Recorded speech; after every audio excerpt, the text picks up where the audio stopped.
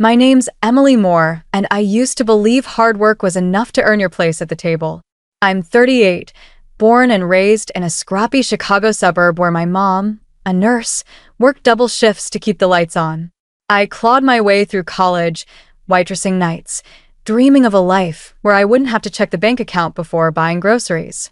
For 15 years, I poured my soul into Horizon Dynamics, a Chicago marketing firm that promised partnership and rewards for results. I was their senior account director, the one who stayed up until 3 a.m. to save accounts while executives like Victor Langston planned their next golf retreat. But the day I walked into Victor's office with a $10.2 million client renewal, I learned how little my loyalty meant. IT was a Tuesday, the kind of gray Chicago morning that makes you question every life choice. I'd spent 3 nights straight prepping folders for the Nexus Tech renewal, a tech client I'd nurtured through late-night calls and crisis rollouts. My hands shook as I slid the contract summary across Victor's mahogany desk. Nexus Tech signed the 5-year renewal, I said, forcing a steady voice. Full package, $10.2 million. I negotiated a 7% increase without spooking their board. We're 23% over Q3 projections. Victor, 45 and smug as a Lincoln Park yuppie, didn't even look up from his phone. He was 50 minutes late, chewing a mint like he was bored of oxygen. No handshake, no greeting, just a slouch in his leather chair like it was his throne. "That's expected," he said, tossing the summary back like it was junk mail. "You're a senior director, not a miracle worker." My throat burned. "There was an agreement," I said, voice low. "A performance bonus for securing the largest renewal in company history. It's in writing." I'd planned to use that money for my mom's medical bills, to finally give her a break after years of sacrifice. Victor's eyes flicked up, cold as Lake Michigan in January. "The results belong to Horizon, Emily. Not you." The words landed like a slap, clean and final. No maybe, no next quarter. Just a dismissal of 18 months of red-eye flights to Denver, of calming Nexus Tech's frantic CTO, of holding the account together while turnover gutted our team. My ears rang, not with anger, but with a hollow clarity. I smiled, not with warmth, but with something more, something forged in the quiet of betrayal. "Understood," I said, one word, precise as a blade. I gathered my folders, each page heavy with my worth, and walked out of that glass office where dreams went to die. Victor didn't follow. He thought he'd won. He had no idea I'd just lit a fuse. Back in my Lakeview apartment, the city's hum felt like a pulse I couldn't match. I sat on my couch, still in my work blazer, staring at the skyline through a window smudged with winter's grit. Victor's words, "The results belong to Horizon," looped in my head like a bad song. I'd given them 15 years, my mom's hopes pinned to every late-night email, every client saved. For what? A bonus dangled like a carrot, then yanked away. I wasn't just angry. I was awake. The kind of awake that makes you see every crack in the life you've built that I didn't cry. Tears are for people who believe in second chances. Instead, I opened my laptop and typed 2 words, exit strategy. No logo, no flourish, just a blank document and a pot of black coffee. I knew the non-compete clause in my contract like the back of my hand. It was a steel trap. No working with Horizon's clients or competitors for 24 months, no soliciting, no competing services, or I'd face arbitration and ruin. Victor probably thought it was his checkmate, printed in bold on his ego. But he forgot something. Loyalty dies fast when you treat people like furniture. My fingers hovered over the keyboard. I wasn't going to storm out with a speech or beg HR for fairness. I needed a plan, cold and sharp, like the Chicago wind cutting through my coat. I'd spent years building trust with Nexus Tech, memorizing their quirks. Layla Torres hated buzzwords. Their CFO needed sustainability footnotes. That wasn't in any handbook. It was in me. Victor didn't know their names, let alone their coffee orders. That was my edge. I typed a single sentence. Effective immediately, I resign. No poetry, no bridges left unburned. I hit send at 11:47 p.m., the email flying to Victor's inbox like a dart. His assistant replied at 2:47 p.m. the next day, attaching the non-compete with a smug note. We trust you'll honor your obligations. Corporate speak for we own you. I stared at the screen, my reflection ghost-like in the dim light. My mom's voice echoed from childhood. You don't need their permission to be enough. I deleted the email, closed my laptop, and whispered, watch me. The plan wasn't revenge, not yet. It was survival, laced with something darker. I'd build something new, something mine, and I'd do it without breaking their rules. But I'd make sure they felt every step I took. Chicago's skyline glittered outside, indifferent but alive, like it knew I was rewriting my story. I wasn't just leaving Horizon. I was declaring war, quiet as a shadow, sharp as the edge of a knife. The next morning, I walked into Horizon Dynamics' Loop office like I hadn't just burned my career to the ground.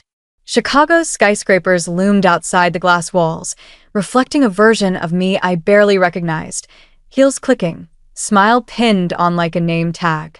Inside, the air was thick with whispers. My colleagues' keyboards clacked louder as I passed, filling the silence like nervous applause. Lena, our project manager, gave me a quick nod, her eyes darting away like I was a ghost. Marcy from legal shot me a look you'd give someone headed to their own funeral. I carried a sealed envelope, my transition file for Nexus Tech. It was perfect, timelines, budgets, contact lists, everything a new team needed to pick up where I left off. But it was also a trap. I'd left out the intangibles, Layla Torres' hatred of jargon, the CFO's obsession with green initiatives, the VP's ego about acronyms. Those weren't documents. They were years of trust I'd built, late nights on calls, coffee runs during client crises. Victor didn't know their faces, let alone their quirks. Good luck running Nexus Tech into the ground without me. Victor strutted out of his corner office at noon, his tie screaming money, his smirk screaming control. Emily, he said, voice slick as an oil spill, I want to acknowledge your service. You've been a reliable asset. But Nexus Tech is ours, and we'll enforce the non-compete. He thought he'd caged me, that I'd slink away, tail between my legs. I met his stare, my eyes a mirror to his arrogance. Of course, I said, voice smooth as Lake Michigan surface before a storm. You should. He blinked, expecting a fight, but I gave him nothing. I packed my desk. Every pen, every post-it where I'd scribbled dreams of partnership. My nameplate, still warm from years of trying, stayed behind like a shed skin. I took one last lap around the office, no goodbyes, just eye contact that cut like glass. Let them wonder if I was broken or unbreakable. Back in my car, the Chicago skyline blurred through tears I wouldn't let fall. I'd given Horizon my 30s, my sleep, my belief in fairness. My mom used to say, don't let them steal your spark. I gripped the steering wheel, feeling the weight of her words and the fire in my chest. Victor thought silence was surrender. He didn't know it was the sound of a woman rewriting her worth, step by deliberate step, in a city that never sleeps on dreamers like me. Chicago's winter hit like a personal grudge, the kind that makes you question why you ever left your couch. 3 days into unemployment, my Lakeview apartment felt like a tomb. The silence was heavy. No Slack pings, number 3 a.m. emails, just my cat, Mocha, giving me side-eye like she knew I'd torched my career. I sat at my dining table in the same hoodie, day after day, staring at a laptop cursor blinking like it was mocking me. My savings were solid, but not forever. Rent, utilities, groceries, my mom's medical bills, they loomed like storm clouds. I'd promised her a safety net, the kind she never had. Now, I was free-falling. I opened a browser, searching, start an LLC Chicago. $100 and 3 forms later, More Solutions was born. The name had bite, like the wind off Lake Michigan, and a nod to my mom's maiden name. But a name wasn't a business. I needed a website, a logo, an offer. I wrestled with a Squarespace template that looked like it belonged to a life coach selling kombucha. It loaded, though, with a contact form and a tagline, precision fixes for corporate chaos. It wasn't pretty, but it was mine. Spreadsheets became my therapy. I color-coded my finances, rent in red, groceries in blue, insurance in a gray that matched my mood. The numbers bled together, a reminder that freedom came with a price. I'd lie awake at night, picturing my mom's tired hands counting tips to pay our rent when I was a kid. She'd raised me to fight, not fold.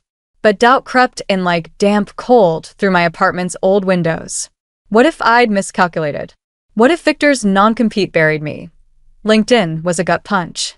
Victor's face grinned from Horizon's Culture Spotlight post, middle managers clapping like trained seals in the comments. I closed the app, my stomach twisting. Halfway through a bowl of instant ramen, my phone buzzed. A text from an unknown number. They reassigned your Nexus Tech budget to an exec retreat. Good luck. No name, but I knew Lena's dry wit. Horizon had taken my six-figure onboarding plan, months of forecasts, contingencies, and flushed it for pina coladas and synergy buzzwords. I laughed, a sharp, unhinged sound that sent Mocha under the couch. That text wasn't just gossip. It was proof. Horizon wasn't evil, just incompetent, the kind of stupid that trips over its own ego and blames the floor. They'd fumble Nexus Tech, I knew it. Layla Torres' sighs during our old calls told me she valued results, not PowerPoint decks. If they failed her, she'd look for a lifeline. And I'd be ready.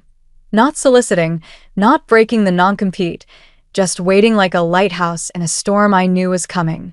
I sipped my coffee, cold now, and felt my mom's voice in my bones. You're enough, Emily. Build it.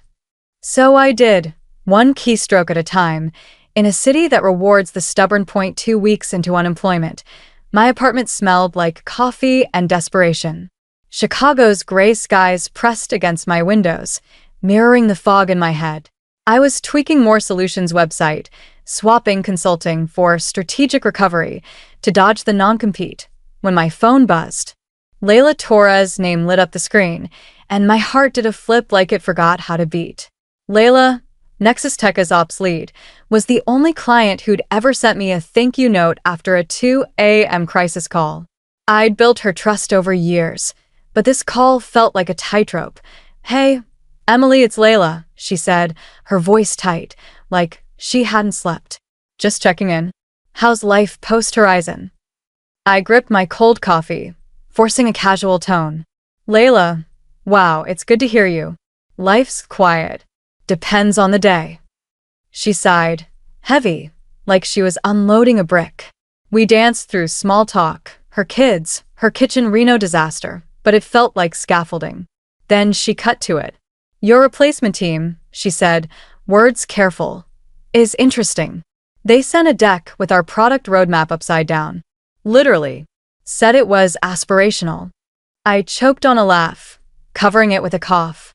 That's bold, I said, neutral as a Switzerland flag. She kept going, her voice circling frustration. Missed deadlines, duplicated tasks, emails that read like they were written by a bot. Their VP called me Rebecca twice on Zoom. My name's on the screen. I made a low hum, the kind you offer when you're listening but not fixing, not yet. That's rough, I said, feeling the weight of her pause. We trusted you, Emily, she said, and the words landed like a stone in still water. Your work had rhythm. Now it's chaos. My pulse hammered. This was the crack I'd been waiting for, but I had to play it clean. I'm sorry it's been messy, I said. I've been exploring some independent work, small niche stuff. Strategic sprints, not full service. Totally different from Horizon's model. I added a shrug to my voice, like I hadn't spent nights scripting this. Layla didn't bite right away.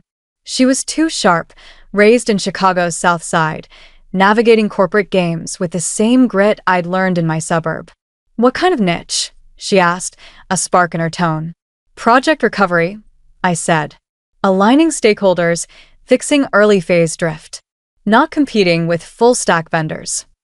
I could feel her wheels turning. Let me know if you ever unniche, she said, her goodbye warmer than it needed to be. I hung up, my heart pounding like a CTA train. Layla wasn't just venting, she was reaching out, a hairline fracture in Nexus Tech's trust in Horizon. I stared at my laptop, the cursor blinking like a heartbeat.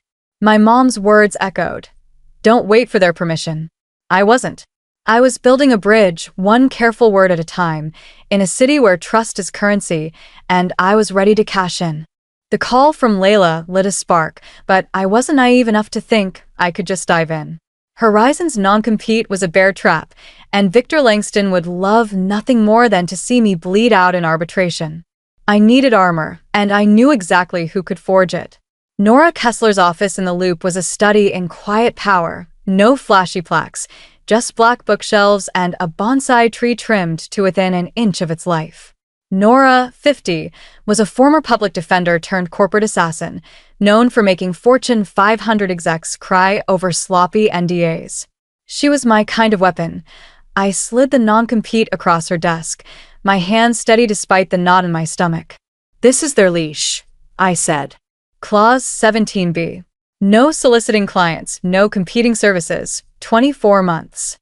Nora didn't flinch, just flipped through the pages with the precision of a surgeon. Her silence stretched 5 minutes that felt like 5 years. Finally, she leaned back, tapping a finger like a metronome. "It's aggressive," she said. "Overreaching, but enforceable. No soliciting, no competing, no hiring their people."